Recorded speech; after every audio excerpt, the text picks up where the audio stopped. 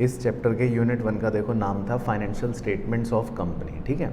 अब इसमें 3 चीज़ें हम प्रिपेयर करते हैं, एक था स्टेटमेंट ऑफ पीएनएल, एक था बैलेंस शीट, फिर एक थे नोट्स टू अकाउंट्स।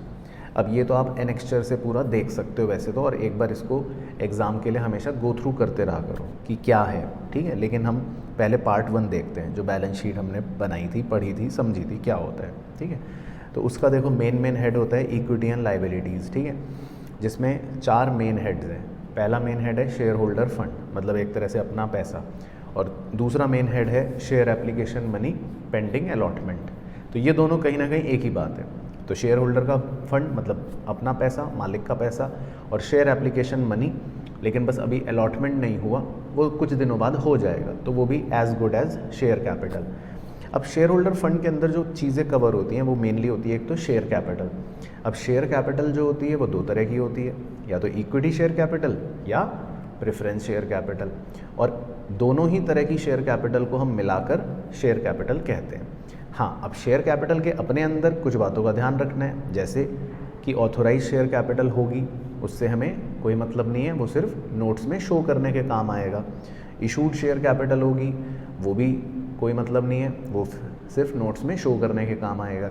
लेकिन जो सब्सक्राइब्ड शेयर कैपिटल होती है वो हमारे काम की होती है, क्योंकि जितने शेयर सब्सक्राइब हुए हम वो ही यहाँ पर शो करते हैं शेयर कैपिटल में, और अगर कोई कॉल्स इन अरियर है तो वो उसमें से डिडक्ट कर देते हैं, है ना। तो ये फंडा याद होना चाहिए। अच्छा, दूसरा होता है reserve and surplus. Reserve and surplus बहुत सिंपल है, आपके जितने भी रिजर्व हैं, जिसके नाम में रिजर्व लिखा हो वो सारे इस हेड के अंदर लिख डालेंगे हम। Capital reserve, CRR, security premium, surplus, general reserve, contingency reserve, ये वो सारे रिजर्व। बाकी सरप्लस का मतलब क्या है कि जो हमने इस साल प्रॉफिट कमाया है ना, वो प्रॉफिट हमारे ओपनिंग प्रॉफिट के बैलेंस में जुड़ेगा। तो अब ये फिगर इसलिए इम्पॉर्टेंट है क्योंकि आपको पहले स्टेटमेंट ऑफ पीएनएल से इस साल का प्रॉफिट निकालना पड़ेगा, उसको यहाँ पे डाल देंगे, है ना, वो भी दिखाऊंगा। बाकी money received against share warrant, ये भी एक तरह की शेयर कैपिटल है। बस शेयर वारंट किसे बोलते हैं कि जब हम एक इंस्ट्रूमेंट इशू करते हैं, बियरर इंस्ट्रूमेंट, जिसमें अभी हमने फ़िलहाल नाम नहीं लिखा है ना, तो बियरर इंस्ट्रूमेंट है, but it is as good as share capital only, ऐसा समझ सकते हैं। शेयर सर्टिफिकेट में नाम लिखा होता है, इसमें नाम नहीं लिखा होता, ठीक है। तो 2 हेड्स तो आपके एक सीधे सीधे हो गए, अपना मालिकों का पैसा हो गया। तीसरा जो मेन हेड होता है वो होता है नॉन करंट लाइबिलिटी। अब नॉन करंट लाइबिलिटी को आप क्या समझो कि ये एक तरह से हमारा उधार का पैसा है, बोरो कर रखा है हमने, है ना। तो इसमें सारी लॉन्ग टर्म लाइबिलिटीज़ आती हैं कि बिज़नेस चलाने के लिए जो भी लॉन्ग टर्म लाइबिलिटीज़ हैं, तो मेनली उसमें 2 ही हैं। एक तो है लॉन्ग टर्म बोरोइंग, जैसे आप बोरो करते हो, डिवेंचर हो गए, बैंक से लोन हो गया, पब्लिक डिपॉजिट हो गया, ये सब। या फिर डेफर्ड टैक्स लाइबिलिटी, तो एक मतलब एक नाम की लॉन्ग टर्म लाइबिलिटी है, जो आप अकाउंटिंग स्टैंडर्ड 22 में पढ़ते ही हो कि भाई अगर हमारी टैक्सेबल इनकम ज़्यादा है, अकाउंटिंग इनकम ज़्यादा है, टैक्सेबल इनकम कम है, तो हम कुछ टाइम के लिए एक डेफर्ड टैक्स लाइबिलिटी शो करते हैं, तो वो एक लॉन्ग टर्म लाइबिलिटी के अंदर यानी नॉन करंट लाइबिलिटी की तरह शो हो रही है। तो इससे ज़्यादा कोई डरने की बात नहीं है। तीसरा हो गया लॉन्ग टर्म लाइबिलिटी अदर प्रकार की, दूसरी तरह की। अब जैसे प्रीमियम ऑन रिडम्पशन, आप किसी को प्रीमियम दोगे 5 साल बाद रिडम्पशन पर, तो ये लॉन्ग टर्म लाइबिलिटी है, लेकिन अदर लॉन्ग टर्म लाइबिलिटी है, इसको आप बोरोइंग नहीं कह सकते। मतलब सिंपल भाषा में जो बोरोइंग ना हो लेकिन लॉन्ग टर्म हो, वो अदर लॉन्ग टर्म लाइबिलिटी हो गई। चौथा हो गया लॉन्ग टर्म प्रोविजन, ये बहुत ही रेयर होते हैं, तो इसकी ज़्यादा चिंता मत करना। इक्का दुक्का एग्जाम्पल्स हैं ऐसे प्रोविजंस जो आप बहुत लंबे अवधि के लिए बना रहे हो, जैसे अपने एम्प्लॉयज़ को ग्रेच्युटी देनी है, उसका कोई प्रोविज़न बना रहे हो, तो ये लॉन्ग टर्म प्रोविज़न हो गया। तो जनरली नॉन करंट लाइबिलिटी मैंने तो नहीं देखा सवालों में कोई चारों हेड्स उसके सब हेड्स दे रखे हों या आए हों, कभी बहुत ही रेयर होता है। जनरली लॉन्ग टर्म बोरोइंग होगी या अदर लॉन्ग टर्म लाइबिलिटी होगी बस। अच्छा, लेकिन करंट लाइबिलिटी, चौथा और आखिरी मेन हेड, ये इंपॉर्टेंट है क्योंकि अब इसमें शॉर्ट टर्म बोरोइंग भी होती हैं। हम कई बार बैंक से लोन लेते हैं, और इसका भी एक पॉइंट भी बताऊंगा थोड़ी देर में, ठीक है। वो 12 मंथ से कम का होगा, या हम कोई और किसी तरह का कैश क्रेडिट ले रहे हैं, वो भी 12 मंथ से कम का होगा, वो सब आ जाएगा। बाकी ट्रेड पेबल आपको पता ही है, हमारे रेगुलर क्रेडिटर्स हो गए, बिल्स पेबल हो गए, वो सब हो गए। अब इसके अलावा भी बहुत सारी जो लाइबिलिटीज़ हैं, करंट लाइबिलिटीज़, उनको हम अदर करंट लाइबिलिटी में शो कर देंगे। जैसे आउटस्टैंडिंग एक्सपेंस हो गया, है ना, कि एक्सपेंस अभी तक हमने पे नहीं करा। उसके बाद आपका बिल्स ये इनकम रिसीव्ड इन एडवांस हो गया, मतलब अनअर्नड इनकम हो गई। तो ये सब हमारी अदर करंट लाइबिलिटीज़ हो गई। इसमें इंपॉर्टेंट होता है शॉर्ट टर्म प्रोविज़न। अब ये भी करंट लाइबिलिटी के हेड के अंदर आता है। शॉर्ट टर्म प्रोविज़न में आप जनरली प्रोविज़न फॉर टैक्स आपको या तो देगा या लिखना पड़ेगा, ये कंसिडर करते हैं, क्योंकि ये हम शॉर्ट टर्म के लिए बनाते हैं। टैक्स देना है मुझे पता है इसी साल, तो मैं उसके लिए प्रोविज़न बना रहा हूँ, तो 3 महीने या 4 महीने के लिए बनाऊँगा, तो वो हो गया प्रोविज़न फॉर टैक्स हो गया। तो ये आपकी लाइबिलिटीज़ हो गई। अच्छा, फिर उसके बाद एसेट्स शुरू होते हैं, जिसमें मेन हेड्स तो 2 ही हैं और वो बहुत आसान है, नॉन करंट एसेट और current asset. Non current asset में जो सब हेड्स हैं वो ऑर्डर वाइज थोड़े याद रखने कि पहला तो अपने आप में ए है, जिसमें 4 सब हेड्स हैं। एक हो गया पीपीई, वो आपको पता ही है, सारे टेंजिबल एसेट। एक हो गया इंटेंजिबल एसेट, वो भी आपको सिंपल पता ही है, गुडविल ये वो। तीसरा हो गया कैपिटल वर्क इन प्रोग्रेस। ये थोड़ा सा कम देखने को मिलेगा, क्योंकि कभी कभी ऐसा होता है कि हम कोई टेंजिबल एसेट प्रिपेयर कर रहे हैं, बना रहे हैं, लेकिन अभी वो पूरी तरह बना नहीं है, अंडर कंस्ट्रक्शन है। और चौथा हो गया इनटेंजिबल एसेट अंडर डेवलपमेंट। ये आप AS26 में जिन्होंने पढ़ लिया उन्हें पता होता है कि कई बार हम कोई इनटेंजिबल एसेट अभी डेवलप कर रहे हैं, डेवलपमेंट स्टेज पर पहुंच गए, तो वो भी अभी पूरा बना नहीं है, लेकिन बन जाएगा। फिर होती है नॉन करंट इन्वेस्टमेंट, जैसे आप कोई लंबे समय के लिए निवेश करते हो, है ना, वो कुछ भी हो सकता है। जनरली जो भी हम इन्वेस्टमेंट्स करते हैं वो लॉन्ग टर्म के लिए ही करते हैं, तो वो नॉन करंट इन्वेस्टमेंट्स होती हैं। बाकी डेफर्ड टैक्स एसेट तो ऑब्वियसली एक मतलब एक यूनिक पॉइंट है, जिसका कोई लिंक नहीं है। अकाउंटिंग स्टैंडर्ड 22 का आपको पता है, उसका एप्लीकेशन है। अगर डेफर्ड टैक्स लाइबिलिटी नहीं होगी तो डेफर्ड टैक्स एसेट होगा, तो वो नॉन करंट एसेट में शो हो गया, तो बेकार है। बाकी long term loans and advance, अब हम जो लोन देते हैं किसी को, तो वो long term loans and advance होते हैं। लेकिन इसमें ये ध्यान रखना है कि जैसे आपने किसी रिलेटेड पार्टी को लोन दिया, डायरेक्टर को लोन दिया, तो जैसे हम कोई जिसके साथ रेगुलर, मतलब जो हमारा थोड़ा क्लोज है, डायरेक्टर हो गया कंपनी का, रिलेटेड पार्टी हो गई, इनको जब हम एडवांस देते हैं तो लॉन्ग टर्म के लिए नहीं देते, माना जाता है। इनको फिर हम शॉर्ट टर्म के लिए देते हैं, फिर वो short term loans and advance में आएगा। तो थोड़ा सा इस बात का ध्यान रखना है, ठीक है। और बाकी तो अदर नॉन करंट एसेट आपके मतलब कुछ और अगर कोई बच गया, बहुत ही रेयर होता है, तो आएगा, नहीं तो नहीं आएगा, ठीक है। तो नॉन करंट एसेट में भी मोटा मोटा बस टेंजिबल, इंटेंजिबल या नॉन करंट इन्वेस्टमेंट, ये 2 ही आपको देखने को मिलेंगे। डेफर्ड टैक्स एसेट का कोई ज़्यादा रोल नहीं है, long term loans and advance भी ज़्यादा कुछ होते नहीं है, और अदर नॉन करंट एसेट तो रेयर होता है। मान लो कोई फिक्टिशियस एसेट है, कोई अगर होगा तो लिखना है, नहीं तो नहीं लिखना है। बाकी आपके करंट एसेट जो होते हैं वो ज़्यादा होते हैं, मतलब एग्ज़ाम के क्वेश्चन के हिसाब से उसमें 4 या 5 सब हेड्स तो आपको हमेशा ही मिलेंगे। अब देखो, करंट इन्वेस्टमेंट, मान लो कोई मार्केटेबल सिक्योरिटीज़ टाइप है, वो दिख जाएगा। इन्वेंट्रीज़ तो ऑब्वियसली होगा ही होगा, क्योंकि स्टॉक होगा। अब स्टॉक के बहुत सारे अलग अलग फॉर्म्स हैं, अकाउंटिंग स्टैंडर्ड 2 में आपने पढ़े हैं।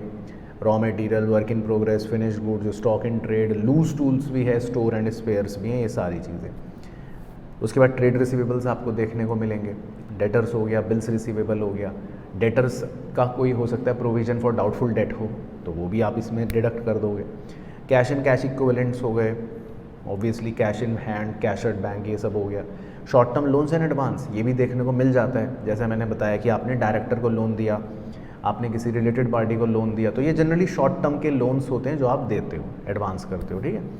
और अदर करंट एसेट भी होते हैं कई बार, क्योंकि बहुत से एक्सपेंस कई बार प्रीपेड हो जाएंगे, तो प्रीपेड एक्सपेंस, या कई बार वो बोल देगा इंटरेस्ट एक्रूड हो गया, एक्रूड इनकम, वो अदर करंट एसेट हो गए। तो ठीक है, तो ये मेनली ढांचा हो गया पार्ट 1 का। अच्छा, अब एग्ज़ाम में भी और क्वेश्चन में भी हमेशा रूल रखना याद कि पार्ट 1 के ख़त्म होने के बाद ही पार्ट 2 बनाना है, ठीक है। और इनके नोट नंबर भी सीक्वेंस में होते हैं, इसमें तो नहीं डाल रखे, लेकिन अगर मान लो नोट नंबर मैं डालूँगा, है ना, तो यहाँ से मान लो डालना शुरू करा 1 2 3 4 या जितने भी नोट्स ज़रूरी लगे 5 6 7 8 9। अब उसके बाद जब स्टेटमेंट ऑफ P&L बनेगा तो उसमें उसी के आगे से नोट नंबर शुरू होंगे, 11 12 13 इस तरह से, एंड सो ऑन। अच्छा, पार्ट 2 बहुत आसान है। स्टेटमेंट ऑफ P&L में तो मुझे नहीं लगता कि कोई भी एज सच बड़ी दिक्कत वाली चीज़ है। क्यों? सबसे ऊपर आपको लिखना है revenue from operation. Revenue from operation का मतलब हो गया आपके बिजनेस से जो आप मेन चीज़ कमा रहे हो, उसमें 2 ही बातें हैं, नेट सेल्स या सेल ऑफ स्क्रैप, है ना। तो दोनों आपको दी होती हैं। इसके अलावा मान लो कुछ और इनकम आपको मिल गई, डिविडेंड रिसीव हो गया, रेंट रिसीव हो गया, इंटरेस्ट रिसीव हो गया, gain on sale of asset हो गया, मतलब कुछ भी हो गया इधर उधर की इनकम, वो अदर इनकम में लिख दोगे, ठीक है। दोनों को जोड़ लेंगे, दोनों को जोड़कर आ गया टोटल रेवेन्यू, यहाँ तक कहानी ख़त्म। फिर एक्सपेंसेस पे फोकस ज़्यादा करना, आपको 7 तरह के एक्सपेंसेस ऑर्डर वाइज लर्न करने हैं, ठीक है, 7 तरह के। पहला है कॉस्ट ऑफ मटेरियल कंज्यूम्ड, इसमें रॉ मटेरियल की बात होती है, ठीक है। तो अगर कोई मैन्युफैक्चरिंग कंपनी होगी तो उसका ये होगा, मतलब हो भी सकता है नहीं भी हो सकता, लेकिन मैन्युफैक्चरिंग एंटिटियों में ये हो सकता है। इसका फॉर्मूला है opening raw material plus purchase of raw material minus closing raw material, वो सब कुछ दे रखा होगा, आप निकाल लोगे, ठीक है। दूसरा हो गया purchase of stock in trade, ये हो भी सकता है नहीं भी हो सकता, होगा तो डायरेक्ट लिखना, नहीं तो नहीं, छोड़ देना। तीसरा होता है चेंज इन इन्वेंट्री, ये बड़ा इंटरेस्टिंग है। अब ये भी जनरली मैन्युफैक्चरिंग एंटिटीज़ में देखने को मिलता है, क्योंकि उनका फिनिश्ड गुड भी होता है, उनका वर्क इन प्रोग्रेस भी होता है, और हो सकता है अगर ट्रेडिंग एंटिटी हो तो स्टॉक इन ट्रेड हो, कुछ भी हो। तो 3 तरह की inventory, work in progress, finished goods और स्टॉक इन ट्रेड, इनका चेंज निकालना है। चेंज कैसे निकलेगा? ओपनिंग माइनस क्लोजिंग, वो पॉजिटिव है नेगेटिव है कुछ भी है, ठीक है, लेकिन ऐसे ही निकालना है। चौथा खर्चा है एम्प्लॉयज़ बेनिफिट एक्सपेंस, मतलब कि अपने एम्प्लॉयज़ को जो हम पे कर रहे हैं वो, ठीक है। पांचवा हो गया फाइनेंस कॉस्ट। फाइनेंस कॉस्ट मतलब आप क्योंकि दूसरे सब्जेक्ट भी पढ़ रहे हो तो आपको पता ही है, कॉस्ट अकाउंटिंग पढ़ते हो। फाइनेंस कॉस्ट मतलब क्या? Borrowing cost. बोरोइंग कॉस्ट मतलब क्या? इंटरेस्ट जो दिया, सिंपल। छठा खर्चा है डेप्रीसिएशन एंड अमोर्टाइजेशन, ये तो नाम से क्लियर हो गया, डेप्रीसिएशन जितने भी एसेट्स का लगा इस साल का डेप्रीसिएशन का खर्चा। और इन 6 को छोड़कर जितने भी बच गए, carriage inward, carriage outward, printing, stationery, administration, selling, distribution, मतलब जो भी नाना प्रकार के खर्चे हैं वो सब अदर एक्सपेंस में आप लिखते चलना, ठीक है। सारे खर्चे जोड़ लिए 7 तरह के, बस। उसके बाद टोटल रेवेन्यू माइनस एक्सपेंस कर दोगे तो प्रॉफिट बिफोर टैक्स आ गया।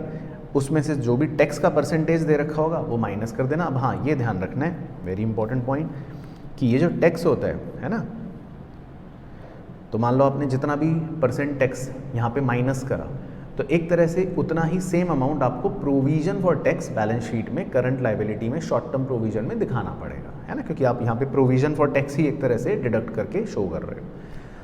बाकी जो प्रॉफिट बच गया आपका, बस वो फाइनल आंसर आ गया।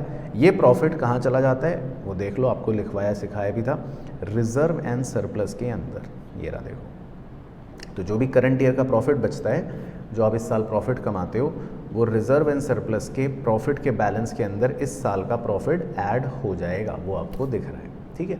तो ये आपने एक फ्लो में बनाया। अच्छा हाँ, फिर तीसरी इंपॉर्टेंट चीज़, सबसे पहले पार्ट 1 बैलेंस शीट, फिर पार्ट 2 P&L, फिर पार्ट 3 में, मतलब पार्ट 3 लिखना नहीं है, लेकिन फिर तुरंत नोट्स टू अकाउंट्स स्टार्ट हो जाएगा ऐसा। उसमें सारे नोट्स आएंगे 1 2 3 जितने भी होंगे, वो तो डिपेंडिंग अपॉन द क्वेश्चन चलता रहेगा, है ना, कि क्या है। तो ये बेसिकली एक फ्लो है ऑफ पार्ट 1, पार्ट 2 और उसका नोट। तो पहले यहाँ तक देख लो कि यहाँ तक सारी कहानी याद आ गई। चलो, तो देखो ये तो हो गई वो बातें जो आपने पढ़ी रटी, फॉर्मेट देख लोगे, ठीक है। तो फॉर्मेट तो इसलिए देखना होता है एग्ज़ाम के लिए, ताकि आपको एक फ्लो ऑफ द, कहते हैं ना, फ्लो पता लग जाए कि पहले क्या बनेगा, फिर क्या बनेगा, फिर क्या बनेगा, क्या हेड है, सब हेड है, वो सब तो हो जाएगा। लेकिन मैं आपको एक फ्रेमवर्क देना चाहता हूँ, आप उसको फॉलो करना। ये है स्पेशल ट्रिक, मतलब जिसके लिए आज आप और मैं मिल रहे हैं बेसिकली, एक स्पेशल माइंडसेट, कि जैसे मैं एज ए चार्टर्ड अकाउंटेंट मैं कैसे दिमाग लगाता हूँ वो आपको सिखाता हूँ आज, ठीक है। तो देखो, मतलब मैं माइंड कैसे चलाता हूँ वो मैं आपको तरकीब सिखाऊंगा। देखो, क्वेश्चन के अंदर आपको हमेशा एक ट्रायल बैलेंस दे रखा होता है, ठीक है। अब ट्रायल बैलेंस है तो ऑब्वियसली आपको डेबिट और क्रेडिट 2 तरह के आइटम्स दे रखे होंगे, है ना, कुछ डेबिट कुछ क्रेडिट, कुछ डेबिट कुछ क्रेडिट, ऐसे ऐसे ऐसे। अच्छा, कुछ आपको एडजस्टमेंट्स दे रखी होती हैं, बहुत सारी होंगी अलग अलग तरह की, ठीक है। अब देखो क्या करना है, पहले क्वेश्चन की टेंशन नहीं लेनी आपको, क्वेश्चन जो मर्जी आए मुझे मतलब नहीं है। पहले अपने माइंड में मैं अपने माइंड में एक फ्रेमवर्क तैयार करता हूँ, ठीक है। मैं कैसे अपना एक फ्रेमवर्क तैयार करता हूँ, क्योंकि देखो ये जो बैलेंस शीट P&L आप बनाते हो, ये तो CA फाइनल में भी बनाना है, CA बनने के बाद भी कंपनियों के अंदर भी आपको यही तो बनाना है। अल्टीमेटली काम आपका है क्या? फाइनेंशियल स्टेटमेंट्स बनाने है ना। तो अब देखो जैसे हमारे दो पार्ट्स हैं, एक पार्ट है बैलेंस शीट है ना, और एक दूसरा पार्ट है पीएनएल या स्टेटमेंट ऑफ पीएनएल, ठीक है।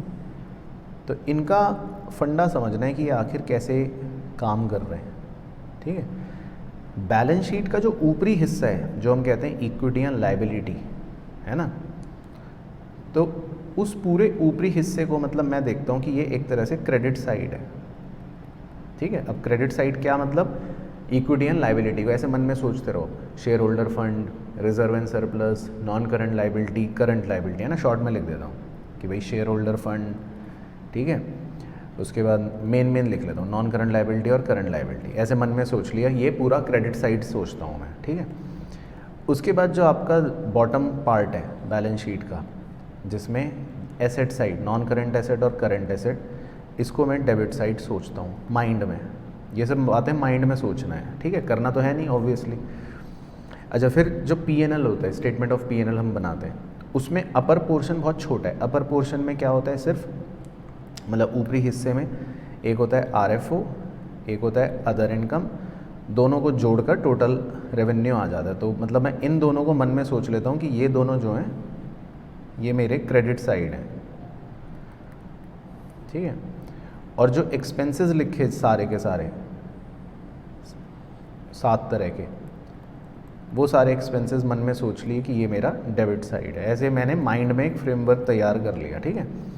तो अब देखो करना क्या है, होता क्या, करना क्या मतलब होता ही है, इसके अलावा अगर कुछ हो जाए तो फिर तो मैं मूंछ मुंडवा लूँ, क्योंकि हो ही नहीं सकता इसके अलावा तो कुछ। अब होता ये है कि बेसिकली जो मान लो आपको ट्रायल बैलेंस दे रखा है, ठीक है। ट्रायल बैलेंस का एक सिंपल रूल होता है कि ट्रायल बैलेंस आपको अगर दे रखा है तो दैट मीन्स वो चीज़ बड़े ध्यान से सुनना, वो चीज़ रिकॉर्ड हुई थी पहले, मतलब उसका जर्नल हुआ है, वो लेजर में भी पहुंचा है, और लेजर के बैलेंस के थ्रू ही ट्रायल बैलेंस बना हुआ है, मतलब वो रिकॉर्ड हो चुका है, पॉइंट ये है। तो ट्रायल बैलेंस की चीज़ों के कभी भी डबल इफेक्ट नहीं होते, डुअल इफेक्ट नहीं होते, डेबिट क्रेडिट्स नहीं होते, क्योंकि ट्रायल बैलेंस का मतलब तो बैलेंस है ना।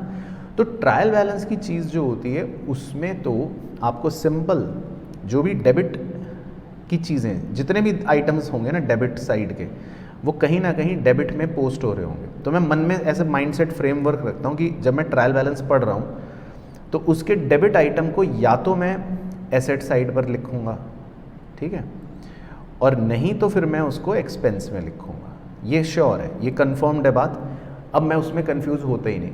अब इन दोनों में से बस ये चॉइस करने की कौन सी चीज़ कहाँ जाएगी। अब मान लो मशीन लिखी है तो ऑब्वियसली एसेट में लिख दूंगा, फर्नीचर लिखा है तो एसेट में लिख दूंगा, कुछ और लिखा है एसेट में लिख दूंगा। अब मान लो कुछ ऐसा लग रहा है कि भाई ये तो यार एक्सपेंस लिखा है, सेलिंग एक्सपेंस ये वो, तो आपको डेबिट के ट्रायल बैलेंस के सारे आइटम इन दो जगहों पे ऐसे मेंटली, मतलब एक फ्रेमवर्क बना हुआ है मेरा कि यहाँ ही जाएंगे, और वो जाएंगे, वो तो फैक्ट है, जाएंगे भी, वैसे भी वहीं जाएंगे, है ना। अच्छा, फिर जब क्रेडिट आइटम्स पढ़ रहा हूँ मैं, जब ट्रायल बैलेंस के सारे क्रेडिट आइटम्स पढ़ रहा हूँ, तो मुझे पता है कि क्रेडिट आइटम्स या तो जा रहा होगा ऊपर, सबसे ऊपर टॉप पर, मतलब क्या दे रखा होगा क्रेडिट में, क्या देगा वो, लायबिलिटी में share, debenture, creditor, trade payable, bill payable, ये वो प्रोविजन, धमकाना, यही देगा और तो कुछ नहीं देगा। ये तो सबसे आसान होता है। और बचा हुआ तो बहुत ही सिंपल है। अब आरएफओ तो डायरेक्ट दिया होता है और अदर इनकम भी डायरेक्ट दी होती है। तो क्रेडिट साइड को तो सबसे पहले पोस्ट करना बड़ा आसान लगता है मेरे को कि इसको तो सिर्फ दो ही जगह जाना है, या तो लायबिलिटियाँ होंगी या इनकम होगी, आरएफओ होगी, ठीक है। तो आपका ट्रायल बैलेंस इन 4 जगहों में ही जाएगा, इसके अलावा ट्रायल बैलेंस का कोई रोल नहीं है। इसके अलावा ट्रायल बैलेंस खत्म हो गया, ट्रायल बैलेंस का कोई रोल नहीं है। तो मैं माइंड फ्रेमवर्क ऐसा बना लेता हूँ माइंड के अंदर कि ट्रायल बैलेंस देख रहे हैं जब हम, तो डेबिट्स जब देख रहा हूँ तो मुझे माइंड में चल रहा है कि 2 जगह में से किसी एक जगह जा रहा है, और क्रेडिट्स जब देख रहा हूँ तो मुझे पता है 2 जगह में से किसी एक जगह ही जा रही है, माइंड में चल रहा है, गेम चल रहा है, ठीक है। अच्छा, अब छुटमुट बातें हो सकती हैं, वो ऑब्वियसली आप क्वेश्चन में देख सकते हो। मान लो कुछ परसेंटेज दे रखी है बीच में इधर उधर कहीं, तो ठीक है, वो एक ऑब्वियसली आप कोई डिबेंचर का इंटरेस्ट है या बैंक लोन का इंटरेस्ट है वो कैलकुलेट कर ले, तो जस्ट वो तो एक सिंपल अलग की एडजस्टमेंट वाली बातें हो गई, ठीक है। लेकिन ट्रायल बैलेंस का आइटम एक जगह पोस्ट हो गया। अब आते हैं एडजस्टमेंट्स पर। एडजस्टमेंट्स का मतलब होता है कि ये चीज़ें रिकॉर्ड नहीं हुई हैं, तभी वो एडजस्टमेंट में देता है। तो 99% एडजस्टमेंट्स जो होती हैं वो मतलब होता है कि आपने रिकॉर्ड नहीं करा, आप भूल गए थे और अब करना पड़ेगा, है ना। तो इनके डुअल इफेक्ट्स होते हैं। हाँ, कुछ एडजस्टमेंट्स होती हैं, वो मैं लिख देता हूँ जो आप पढ़ सकते हो, जैसे जो फुट नोट में शो होती हैं, मतलब जो बैलेंस शीट का पार्ट नहीं होती, जिनको आप कहते हो कॉन्टिंजेंट लायबिलिटी, है ना, या आप कहते हो कैपिटल कमिटमेंट्स। अब वो ऑब्वियसली 2-4 ही हैं, वो तो आप पढ़ के पहचान लोगे, क्वेश्चन देखकर याद भी हो जाएंगी कि कौन सी। चलो, उनको तो मान लिया कि वो तो एक इन्फॉर्मेशन है ना। और इसी तरह कुछ एडजस्टमेंट सिर्फ इन्फॉर्मेशन ही होती हैं, जैसे कि हमने शेयर इशू करे थे, उसमें से कुछ शेयर अदर देन कैश थे, तो ये एक इन्फॉर्मेशन है, इसका कुछ इफेक्ट नहीं है, तो ये तो सिर्फ हमें शो करना है, ठीक है। अच्छा, दूसरी क्या होती है, एक और एग्जांपल ले लो, कह देगा हमारे डेटर्स के अंदर कुछ डेटर्स 6 महीने से पुराने हो गए, तो ठीक है, इन्फॉर्मेशन है, दिखा देंगे। या कह देगा हमारे बैंक बैलेंस में 6,000 रुपये एक नॉन शेड्यूल्ड बैंक में रखे हुए हैं, तो ठीक है, इन्फॉर्मेशन है, दिखा देंगे।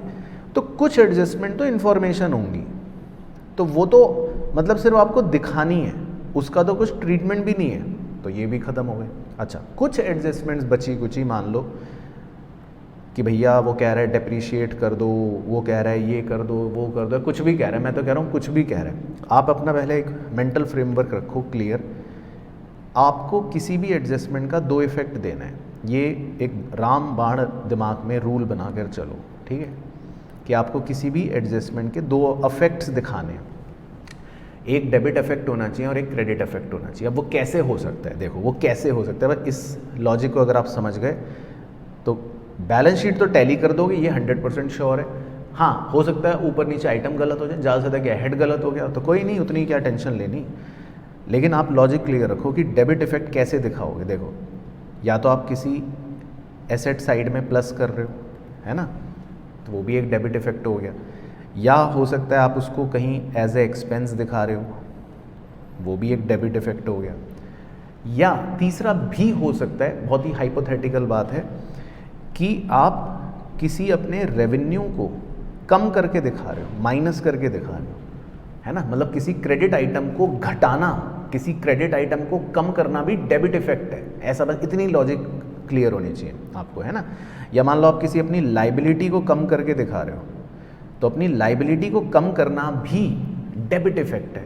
तो आपको बस मन में एक क्लियर रखना है कि कुछ तो एक डेबिट इफेक्ट होगा, है ना, कुछ तो एक डेबिट इफेक्ट होगा। और इसी तरह दूसरा एक क्रेडिट इफेक्ट होगा। अब क्रेडिट इफेक्ट क्या हो सकता है, क्रेडिट इफेक्ट होगा कि या तो ये लाइबिलिटी में जा रहा होगा, है ना, या हो सकता है ये इनकम में जा रहा होगा, ये तो हो ही सकते हैं। लेकिन दूसरा भी क्या हो सकता है कि या तो ये किसी एसेट को कम कर रहा है, अगर वो किसी एसेट को कम कर रहा है ना, तो वो भी एक क्रेडिट इफेक्ट है। जैसे मान लो आप डेप्रीसिएशन का प्रोविज़न बनाते हो, या डेप्रीसिएशन दे रखा होता है एडजस्टमेंट में, आप उसको ट्रीट करते हो कि भाई इसका एडजस्टमेंट करो, तो देखो आप क्या करते हो, आप उसको एक्सपेंस में दिखाते हो, तो इसका मतलब डेबिट इफेक्ट हो गया। अब उसका क्रेडिट इफेक्ट कैसे दिखाते हो, आप लाइबिलिटी नहीं दिखाते, आप एसेट को कम कर देते हो, तो इसका मतलब वो एक क्रेडिट इफेक्ट हो रहा है ना। तो आपको ये समझना है कि क्रेडिट इफेक्ट कैसे भी हो सकता है, या हो सकता है आप किसी एक्सपेंस को कम कर दो, तो वो भी एक क्रेडिट इफेक्ट है। तो पॉइंट ये समझो, मतलब ये थोड़ा सा चार्ट देखने में अजीब सा हो गया होगा, लेकिन आप घबराना मत, आप लॉजिक क्लियर रखो कि एडजस्टमेंट कोई भी हो, कैसी भी हो, चाहे आपको कुछ भी समझ ना आ रहा हो, मान लो आप समझ लो ऐसी एडजस्टमेंट आई जो मुझे भी नहीं आती, मान लो, और ना आपको आती, कि हमें किसी को नहीं आती, तो हमें क्या करना है, हम उसकी फिगर को उठाएंगे, ये सोचेंगे एक डेबिट एस्पेक्ट करना है, एक क्रेडिट एस्पेक्ट करना है, पहले तो ये करना है। अब वो कहाँ होगा, वो थोड़ा बहुत लॉजिकली हम डिज़ाइन कर सकते हैं कि अगर मान लो डेबिट का मतलब है एसेट में दिखा दिया, तो क्रेडिट का मतलब है उधर कहीं रेवेन्यू में दिखा दूंगा या लाइबिलिटी में दिखा दूंगा, या डेबिट का मतलब है अगर एक्सपेंस में दिखा दिया, तो क्रेडिट का मतलब है कहीं लाइबिलिटी में दिखा दूंगा या एसेट को कम कर दूंगा, कुछ भी कर दूंगा। मतलब हमें डेबिट क्रेडिट्स में खेलना है, पॉइंट ये है, आपको डेबिट क्रेडिट्स के अंदर खेलना है। डेबिट हो रहा है तो क्रेडिट करो, क्रेडिट हो रहा है तो डेबिट करो, एडजस्टमेंट को ऐसे डील करना है। तो अगर आप इस माइंड फ्रेमवर्क से काम करोगे तो आपसे गलती तो बहुत कम होने की संभावना होगी, ठीक है। और देखो बाकी एडजस्टमेंट क्या होती हैं, वो तो बहुत बच्चों वाली होती है, इन्फॉर्मेशन वाली, वो कह देता है देखो, वो भी उनकी टैक्टिक्स क्या है, वो आपको एक लोन देगा, लोन के अंदर कह देगा कि इसमें से 1,00,000 रुपए 12 महीने के अंदर देने हैं। तो क्या दिक्कत है, मान लो टोटल लोन है, उसमें से कह रहा है 1,00,000 रुपए 12 महीने के अंदर देने हैं, तो आप उस 1,00,000 को अलग से अलग हेडिंग में चेंज कर दो, शॉर्ट टर्म की तरह दिखा दो, बचे हुए को लॉन्ग टर्म में दिखा दो। बस इस तरह की इंफॉर्मेटिव एडजस्टमेंट्स होती हैं कुछ कुछ तो। लेकिन 80% एडजस्टमेंट्स जो भी होती हैं ना, आप उनके डुअल इफ़ेक्ट्स को बस समझो कि भाई डेबिट क्या है, क्रेडिट क्या है, और एक इफ़ेक्ट डेबिट में करना है और एक इफ़ेक्ट क्रेडिट में करना है। तो अगर आप इस फ्रेमवर्क से काम करोगे तो और करके देखना क्वेश्चन, तो आई एम 100% श्योर कि आपका आंसर भी टैली हो जाएगा, और मतलब आप देखना बहुत इफ़ेक्टिव टूल है ये, मैं खुद यही फॉलो करता हूँ। ठीक है, चलो अब देखो इसी के अंदर एक पार्ट है छोटा सा, डिविडेंड का, है ना। तो पहले तो देखो दो तरह के डिविडेंड होते हैं, उसको आप सिंपल समझो। एक होता है फाइनल डिविडेंड या प्रपोज डिविडेंड आप कहते हो, और एक होता है इंटरिम डिविडेंड। ठीक है, फाइनल डिविडेंड या प्रपोज डिविडेंड का मतलब है कि जो साल आप, जिस साल के आप फाइनेंशियल स्टेटमेंट बना रहे हो, उस साल के प्रॉफिट्स में से कंपनी डिसाइड करती है कि हम डिविडेंड प्रपोज करना चाहते हैं। सिंपल। तो ये एडजस्टमेंट जब भी आए तो आप पहले डांस करना कि 2 मिनट के लिए कि अरे वाह मज़े आ गए, क्योंकि AS4 के तहत प्रपोज डिविडेंड जो है वो आपको एज कॉन्टिजेंट लाइबिलिटी शो करना है। मतलब इसको आपको फुट नोट में शो करना है कि कंपनी प्रपोज कर रही है इतना इतना डिविडेंड, है ना। तो फाइनेंशियल स्टेटमेंट के ट्रीटमेंट के अनुसार अगर हम देखें तो इसका कोई मतलब हमारा इफेक्ट एज सच नहीं है, क्योंकि ये ना तो एसेट को ना लाइबिलिटी को अफेक्ट कर रहा है, ये सिर्फ फुट नोट में मेंशन करने वाला एक पॉइंट हो गया। ठीक है, प्रपोज डिविडेंड या फाइनल डिविडेंड। अच्छा, दूसरा होता है इंटरिम डिविडेंड। उसकी अच्छी बात ये होती है कि इंटरिम डिविडेंड का मतलब ये होता है साल के बीच में कंपनी ने पे करा है। तो अगर कोई भी चीज़, देखो फिर से अगेन लॉजिक वाइज काम करना है आपको, कोई भी ट्रांजैक्शन साल के बीच में हुई है तो वो तो ऑलरेडी रिकॉर्ड हो गई होगी। हम तो साल के एंड में बैठे हैं फाइनेंशियल स्टेटमेंट बनाने, है ना। तो इंटरिम डिविडेंड तो साल के बीच में पे हुआ है तो वो तो हो गया होगा, तो उसकी तो आपको ज़्यादा कोई टेंशन लेनी नहीं। हाँ, बाकी फिर भी अगर हम उसकी एंट्री को समझें कि भाई आपने डिविडेंड पे करा, क्या एंट्री करी होगी, सोचो डिविडेंड देने की क्या एंट्री करी होगी। अपने प्रॉफिट को कम करा, मतलब P&L को कम कर देंगे। अगर वो कहे कि भाई एंट्री करो फिलहाल, या मान लो वो कहे कि भाई ये एडजस्टमेंट करनी है, हमने नहीं करी थी पहले, अब करो, तो क्या होगी उसके डेबिट क्रेडिट एस्पेक्ट सोचो। P&L डेबिट, क्योंकि हम पैसा दे रहे हैं, हमारा प्रॉफिट कम हो रहा है, इस एंगल से देखो प्रॉफिट कम हो रहा है। और दूसरा, बैंक से पैसे जा रहे हैं तो बैंक कम हो रहा है। तो अगर इसको इफेक्ट शो करना हो तो क्या बन गया, P&L में आप प्रॉफिट को कम करके दिखा दो। अब प्रॉफिट को कम कैसे करोगे, जो लास्ट में आपका प्रॉफिट बचता है, मान लो प्रॉफिट आफ्टर टैक्स, है ना, उसके बाद डिविडेंड दोगे तो उसमें से डिविडेंड को लेस करके दिखा दो, या उसमें से डिविडेंड को एज एन एप्रोप्रिएशन दिखा दो। या जब रिजर्व एंड सरप्लस लिखते हो, है ना, रिजर्व एंड सरप्लस में तो जाएगा ना अल्टीमेटली प्रॉफिट, तो रिजर्व एंड सरप्लस में जो प्रॉफिट लिख रहे हो उसमें से घटाकर दिखा दो, मतलब प्रॉफिट को कम करना है। सिंपल, रिजर्व एंड सरप्लस को कम करना है, ये हो गया डेबिट एस्पेक्ट। अच्छा, क्रेडिट एस्पेक्ट क्या करोगे, अब बैंक बैलेंस कम करना है, तो बैंक बैलेंस कहाँ शो होता है, कैश एंड कैश इक्विवेलेंट में, तो उसमें जब जाओ तो उसमें से बैंक बैलेंस कम करके दिखा दो, तो हो गया, देखो डुअल एस्पेक्ट कंप्लीट हो गया। तो आप लॉजिक समझो, प्रॉफिट को कम करो और बैंक बैलेंस को कम करो, बस। तो ये आपका इंटरिम डिविडेंड का एडजस्टमेंट हो गया अगर होता है तो। लेकिन इसमें जनरली जो क्वेश्चन बनता है, छोटा क्वेश्चन, ये तो खैर एक सिंपल थ्योरेटिकल पॉइंट था, पेड अप कैपिटल पर पे करना है, वो तो पता ही आपको। लेकिन जो इसमें छोटा क्वेश्चन बनता है वो रूल पर बनता है कि आप डिविडेंड दोगे तो कब दोगे। तो इसका एक छोटा सा इलस्ट्रेशन आप एग्जाम के लिए कर भी लेना, वो रिवाइज है भैया। एक तो रेट पिछले 3 साल के एवरेज रेट से ज़्यादा नहीं होना चाहिए, तो आप कर ही लोगे, ठीक है। टोटल अमाउंट जो विड्रॉ करना है आपको रिजर्व में से, है ना, या प्रॉफिट्स में से, shall not be more than, यानी कि वो ज़्यादा नहीं होना चाहिए। किससे ज़्यादा नहीं होना चाहिए, 1/10 ऑफ क्या, पेड अप कैपिटल और फ्री रिजर्व। तो पेड अप कैपिटल लो, फ्री रिजर्व लो, दोनों को जोड़ो, उसका 1/10 निकालो, उस अमाउंट से ज़्यादा आप विड्रॉ नहीं कर सकते, ये कंडीशन यहाँ दे रखी है। बाकी अगर आपके इस साल कोई लॉसेज हुए हैं तो पहले वो लॉसेस को सेट ऑफ करेंगे इस साल के प्रॉफिट में से, फिर रिमेनिंग प्रॉफिट ही अवेलेबल माने जाएंगे, है ना, वो तो एक कॉमन पॉइंट है। और तीसरा, विड्रॉ करने के बाद, है ना, विड्रॉ अगर आपने कर लिया प्रॉफिट में से पैसा, उसके बाद जो बैलेंस बचेगा वो shall not be less than, वो कम नहीं होना चाहिए, किससे कम नहीं होना चाहिए, 15% ऑफ पेड अप कैपिटल से। अगर मान लो वो कम हो गया तो फिर आप डिविडेंड नहीं दे सकते। तो आपको ये लिमिट्स का ध्यान रखना है कि इतनी लिमिट में ही मैं पैसा विड्रॉ कर सकता हूँ डिविडेंड को देने के लिए। वो लिमिट्स हैं मेनली तो बी और सी। बी तो ये कि 1/10 ऑफ पेड अप कैपिटल और फ्री रिजर्व से ज़्यादा विड्रॉ नहीं कर सकते, और विड्रॉ करने के बाद 15% ऑफ पेड अप कैपिटल से कम बैलेंस नहीं बचना चाहिए, उससे बैलेंस ज़्यादा ही बचा हुआ रहते रहना चाहिए। तो ये आपकी डिविडेंड की मेनली कंडीशन होगी। तो इसी पर बेस्ड एक छोटा क्वेश्चन आता है, तो ये तो 3 कंडीशन आप देख सकते हो। चलो, तो अब देखो कैश फ्लो स्टेटमेंट जो है वो इसका एक आखिरी पार्ट कह सकते हो है फाइनेंशियल स्टेटमेंट का, जिसको खुद ही अकाउंटिंग स्टैंडर्ड 3 जो है क्या कर रहा है, गवर्न कर रहा है। तो एक बार इसका कॉन्सेप्ट पहले गो थ्रू आपको करवा देता हूँ। तो इसके अंदर तो एक लॉजिकली देखा जाए तो सिंपल कहानी समझाइए आपको कि इसमें हम कैश और कैश इक्विवेलेंट्स का फ्लो देखते हैं, क्या हुआ, मतलब इनफ्लो कितना हुआ और आउटफ्लो कितना हुआ, आया कितना गया कितना, और जिसमें 3 कैटेगरीज में इसको डिवाइड कर देते हैं ताकि 3 तरह की एक्टिविटी में हम निकाल सकें, ऑपरेटिंग, इन्वेस्टिंग और फाइनेंसिंग, है ना। तो अब बात करें अगर कैश और कैश इक्विवेलेंट्स की, तो कैश का मतलब तो कैश इन हैंड है, और कैश इक्विवेलेंट का मतलब है या तो बैंक अकाउंट में आपके पैसे, करंट अकाउंट में, एफडी वाले नहीं, क्योंकि एफडी वाले तो नॉन करंट इन्वेस्टमेंट है, या फिर आपके पास कोई ऐसी रिस्क फ्री इन्वेस्टमेंट है जो आप जल्दी से लिक्विडेट करके कैश में कन्वर्ट कर सकते हो, कोई मार्केटेबल सिक्योरिटी है रिस्क फ्री। तो और 3 तरह की जो एक्टिविटीज़ होती हैं वो आपको पता होनी चाहिए अच्छे से।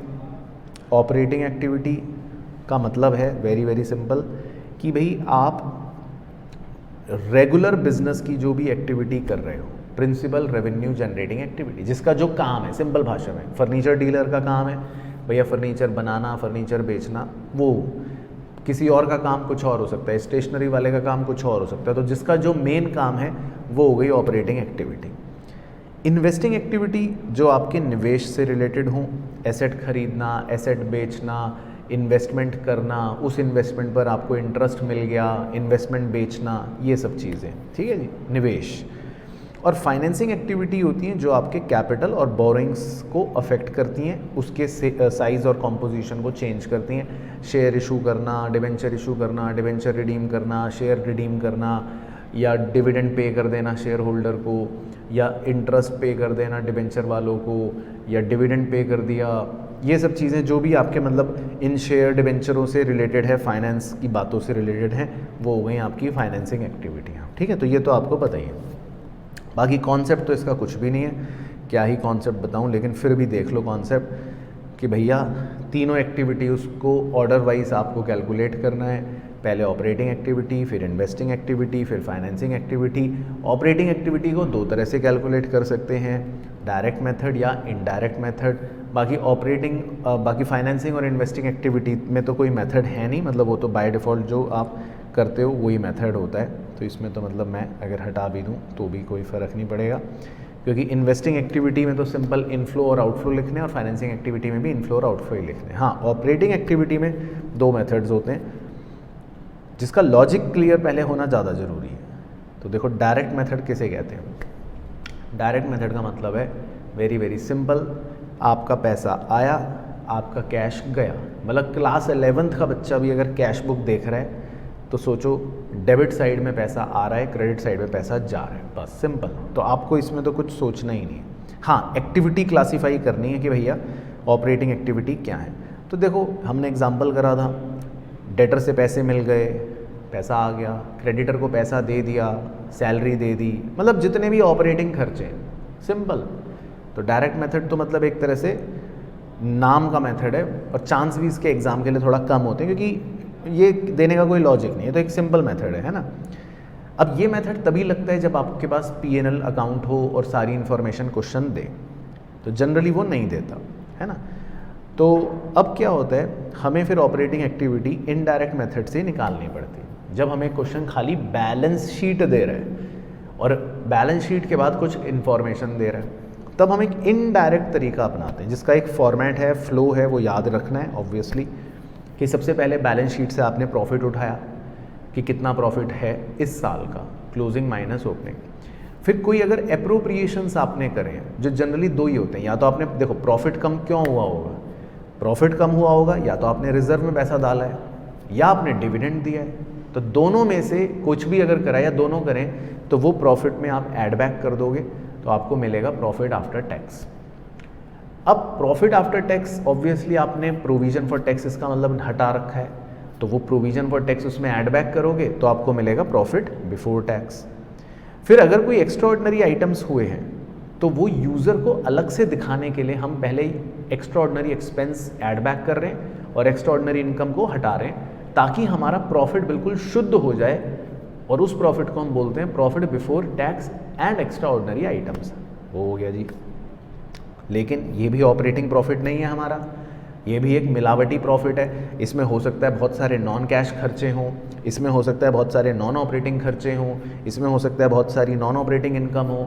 अब मुझे तो भैया ये सब नहीं चाहिए, मुझे तो शुद्ध देसी घी की मिठाई खानी है, तो हम ये सारी नॉन ऑपरेटिंग चीज़ें हटा देते हैं। तो जितने भी नॉन ऑपरेटिंग और नॉन कैश एक्सपेंसेस हुए वो सारे ऐड बैक कर दो, और जितनी भी नॉन ऑपरेटिंग इनकम्स हुई वो सारी माइनस कर दो, जो यहाँ पे लिस्ट आपको लिखवाई रखी है। तो फिर इतना करके हमारे पास बहुत प्योर ऑपरेटिंग प्रॉफिट आते हैं कि मैंने ऑपरेटिंग एक्टिविटियों से कितना पैसा कमाया है, operating profit before working capital changes. अच्छा, लेकिन कुछ और भी मेरे पास इनफ्लो हुआ होगा।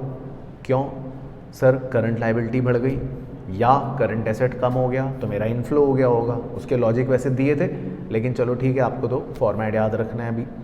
माइनस सर करंट लायबिलिटी कम हो गई कोई, या करंट एसेट बढ़ गया तो आउटफ्लो हो गया, माइनस कर देंगे। तो मैं कहता हूँ इतना कैश मेरे पास ऑपरेशन से आया, यानी ऑपरेटिंग एक्टिविटी से इतना पैसा आया। बाकी एक आउटफ्लो हो गया होगा टैक्स, अगर मैंने पे करा है तो टैक्स पेड को हम माइनस कर देते हैं अगर कोई पे करा है तो। और यूज़र को क्योंकि हमने अलग से दिखानी थी एक्स्ट्राऑर्डिनरी एक्टिविटी जो दिखाई ऊपर, तो अब मैं दोबारा से एक्स्ट्राऑर्डिनरी एक्सपेंस अगर है तो आउटफ्लो हो गया, माइनस कर दूंगा, और एक्स्ट्राऑर्डिनरी इनकम अगर है तो इनफ्लो हो गया तो ऐड करके शो कर दूंगा। तो इसको हम कहते हैं कैश फ्लो फ्रॉम या यूज्ड इन ऑपरेटिंग एक्टिविटी। तो ऑपरेटिंग एक्टिविटी के कैश फ्लो को निकालने का ये एक स्टैंडर्ड फ्लो है जो आपको याद रखना ही रखना है, कोई और चारा तो नहीं है। अच्छा, investing activity very simple, financing activity very simple, क्योंकि उसमें तो जो आइटम हैं इनफ्लो के वो जोड़ लिए, जो आउटफ्लो है वो माइनस कर दिए, तो वो तो मतलब कुछ में कुछ फॉर्मेट का चक्कर नहीं हो, तो जो है वो लिख लो। लेकिन तीनों आंसरों को जोड़कर आपको लिखना है नेट इंक्रीज या decrease in current cash and cash equivalents, और उसमें ओपनिंग वाला, बिगिनिंग वाला cash and cash equivalent add करना है। तो फिर आपका आंसर जो बचेगा वो होगा cash and cash equivalent at the end. तो ये बन गया आपका कैश फ्लो। अब सबसे इंपॉर्टेंट, ये फॉर्मेट तो आपको इसी ऑर्डर में बनाना है, इसको आप चेंज नहीं कर सकते, लेकिन ये ख़त्म होते ही आपको वर्किंग नोट्स में लेजर अकाउंट ज़रूर बनाने हैं। वो भी एक बार देख लो कौन कौन से जो बहुत ज़रूरी होते हैं। Number 1, provision for tax. Provision for tax मैंने आपको समझाया था, उसका अकाउंट यहाँ से देख लो कैसे बनाना है। ओपनिंग प्रोविज़न है तो by balance BD, closing provision है तो टू बैलेंस CD। फिर जितना आप एक्सपेंस शो करते हो, जो आपका एक्सपेंस शो हो रहा है P&L में, वो क्रेडिट साइड बाय P&L, और जितना आप टैक्स पे कर रहे हो, जितना आपका बैंक बैलेंस कम हो रहा है, जो आउटफ्लो है आपका, वो डेबिट साइड टू बैंक। तो ये इसका अकाउंट का ढांचा होता है। अच्छा, इसी तरह एडवांस टैक्स भी बन सकता है। एडवांस टैक्स का मतलब हो गया कि आप टैक्स पे कर रहे हो जल्दी, तो इसमें opening balance debit, closing balance credit, क्योंकि ये एसेट है। अब इसमें अगर आप पेमेंट कर रहे हो तो डेबिट में टू बैंक, इसका मतलब पेमेंट हो गई, और अगर रिफंड मिल गया मान लो तो रिसिप्ट हो गई, तो क्रेडिट साइड बाय बैंक। बाकी ये भी ऑपरेटिंग एक्टिविटी में इनफ्लो है तो प्लस, आउटफ्लो है तो माइनस, वो हो जाएगा। तो ये हो गया एडवांस टैक्स। तो ये दोनों हो गए टैक्स वाले। तीसरा तो खैर मतलब अब आपको क्या ही सिखाऊं, वो सिखाना तो आपकी हुनर की तौहीन हो जाएगा, फिक्स्ड एसेट अकाउंट। बस हाँ, इसमें ये देख लो, भाई ऑब्वियसली बैलेंस लिख लिया, परचेज अगर है, गेन हुआ सेल पर, सेल कर दी, लॉस हो गया तो क्रेडिट में लिख लिया। हाँ, अगर बुक वैल्यू पर शो कर रहे हो तो डेप्रिसिएशन भी यहाँ रिकॉर्ड करके बैलेंस बच गया वो शो कर देंगे। लेकिन अगर आप फिक्स्ड एसेट को कॉस्ट पर शो कर रहे हो, बस ये ध्यान रखना, कॉस्ट पर शो कर रहे हो तो फिर प्रोविजन फॉर डेप्रिसिएशन अकाउंट अलग बनता है ना। तो आई होप ये इतनी 11th की 12th की बेसिक फाउंडेशन की बातें अब तक तो आपको समझ में आई गई होंगी कि बुक वैल्यू पर अगर एसेट शो कर रहे हो तो अलग तरह से अकाउंटिंग होगी, लेकिन अगर कॉस्ट पर शो कर रहे हो फिक्स्ड एसेट तो उसका प्रोविजन फिर आप अलग से अकाउंट बनाओगे, है ना। तो ये तो मतलब मैं मान कर ही चल रहा हूँ कि आपको ये आता है, तो इसमें मैं कोई ज़्यादा डिटेल में नहीं जा रहा। बाकी हाँ, इसकी पोस्टिंग्स देख सकते हो कि भाई एसेट अकाउंट है, प्रोविजन फॉर डेप्रिसिएशन अकाउंट है। अगर कोई एसेट हम बेच देते हैं तो उस बेचे हुए एसेट का जो प्रोविजन फॉर डेप्रिसिएशन है वो हम ट्रांसफ़र कर देते हैं, दैट्स इट। अच्छा, उसके बाद चौथी एक छोटी सी एडजस्टमेंट है लेकिन ये भी इम्पॉर्टेंट है। कई बार हम प्रीमियम देते हैं ऑन रिडम्पशन, जैसे मान लो हमारे प्रेफरेंस शेयर्स थे जो हमने 2 लाख रुपए के रिडीम कर दिए, है ना। अब क्वेश्चन कह रहे हैं उस पर 5% प्रीमियम देना है, तो 2 लाख का अगर मैं 5% प्रीमियम निकालूंगा तो वो आ गया 10,000। तो इसको 2 जगह डील करना है आपको, क्योंकि आपका ये आउटफ्लो है और ये फाइनेंसिंग एक्टिविटी का पार्ट है, तो फाइनेंसिंग एक्टिविटी में से तो माइनस कर दोगे, लेकिन क्योंकि ये नॉन ऑपरेटिंग एक्सपेंस भी हो रहा है ना, तो इसको हम ऑपरेटिंग एक्टिविटी में फिर ऐड बैक भी कर देंगे because it is a non operating expense. तो बेसिकली ये कुछ एडजस्टमेंट्स हैं जिनका आपको ध्यान रखना है ना। तो कैश फ्लो जब आप बनाते हो तो उसका एक सिंपल फंडा ये याद रखो कि ऑपरेटिंग एक्टिविटी जब बनाओगे, मेन चीज़ दिखा देता हूँ, है ना,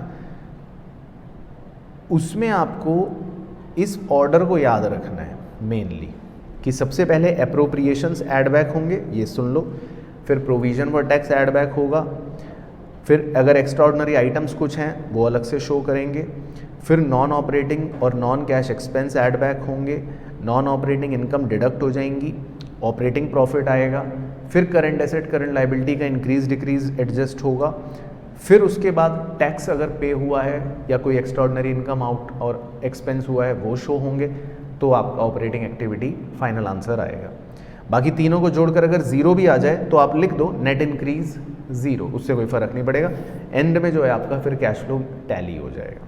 तो ये बेसिकली इसका कंप्लीट कॉन्सेप्ट था। तो पहले आप देख लो कि ये बिल्कुल ओके हो गया सबको, है ना। बाकी ये पूरी कहानी कॉन्सेप्चुअली यही है इसमें।